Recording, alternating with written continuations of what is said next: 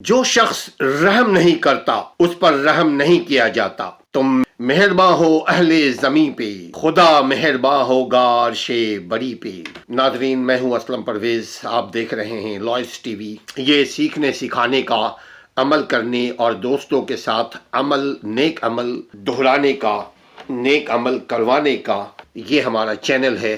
ناظرین، رحم سے کیا مراد ہے؟ رحم کرنے کا مطلب آپ محبت کریں اللہ کے مخلوق سے، آپ محبت کریں، جتنی چیزیں اللہ نے آپ کے لیے پیدا کیا ان سبوں سے آپ محبت کریں۔ ناظرین، محبت زندگی کو آسان بنا دیتی ہے۔ محبت اگر ہم اللہ کے لیے، اللہ کے بندوں سے کریں گے تو اللہ ہم سے محبت کرے گا۔ دوسروں کے بچوں سے محبت کیجئے، آپ کے بچوں سے اللہ محبت کرے گا۔ ایک مکافات عمل ہے یہ دنیا۔ ہم دوسرے کے بچوں سے محبت کریں گے تو دوسرے لوگ ہمارے بچوں سے محبت کرے گا۔ اگر ہم چاہتے ہیں کہ میرے بچے کامیاب ہوں تو دوسروں کے بچوں کی کامیابی کا خواب دیکھیے۔ اگر ہم چاہتے ہیں کہ میرے بچے ترقی پائیں تو آپ دوسروں کے بچوں کے لیے ترقی کی دعا کریں اور ایڈوائس کریں۔ جو آپ جانتے ہیں، جو آپ کو معلوم ہے، وہ دوسروں کے بچوں کی تعلیم اور تربیت، اخلاقی برتری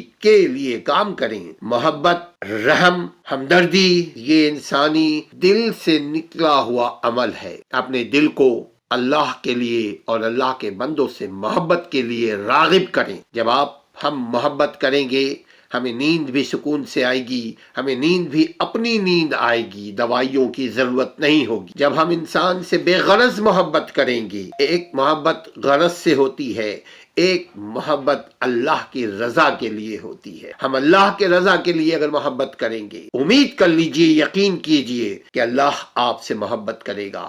صحیح بخاری کی ایک حدیث ہے، اللہ کے نبی صلی اللہ علیہ وسلم حسن بن علی رضی اللہ تعالیٰ عنہ کو بوسہ لے رہے تھے، پیار کر رہے تھے، تو وہاں پہ کسی ایک صحابی نے کہا ان کے میرے 10 بچے ہیں، میں تو کسی سے اتنا پیار نہیں کرتا اے اللہ کے نبی۔ تو اللہ کے نبی صلی اللہ علیہ وسلم فرماتے ہیں جو شخص رحم نہیں کرتا اس پر رحم نہیں کیا جاتا۔ بہت بڑی یہ حدیث ہے، درس ہے، گائیڈنس ہے۔ ہم کوشش کریں، محبت کریں بچوں سے، عزت کرے بڑوں کی، ہمارا معاشرہ اچھا، سچا، پاکیزہ، بابرکت ہو جائے گا انشاءاللہ تعالی۔